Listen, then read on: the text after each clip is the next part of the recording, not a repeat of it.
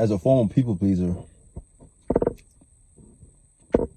one thing I do is prioritize other people's goals and tasks over my own. Whenever somebody has a project they want to do, I tend to carve out my time to help them do their own thing. And sometimes when I do that, they end up flaking, or they end up not showing up when they supposed to be, or time we agreed on. So guess what? I start to resent them when I really should have just planned my own day and took what they had going on into consideration instead of making it a priority. Like, I gotta do better with planning my days. I gotta do better with prioritizing my own time. So one thing I'm doing with that is planning my own day, scheduling my own time, putting myself first, because I really matter. And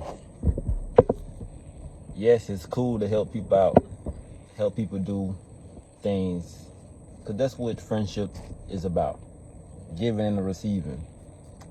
And sometimes people gonna flake. That just happens. That's just how life is. But what you don't want to do is prioritize what they got going on over what you got going on. If that person said they gonna meet you at 10 and they ain't showed up at 10, you can't get mad at them. No, you say they said they're gonna show up at 10 and you wait till about 10:30, because life happens. Don't get mad at them.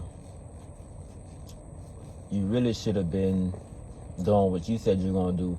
And if they hit you up and say, I'm gonna be a little late, then you can consider what they got going on and then readjust to what you're doing. So, really, plan your own day, prioritize your own time, and help people out when you want to help people out. Don't make what they got going on a priority in your life. It's your life. Do what you want to do with your time. And if you want to help them when you want to.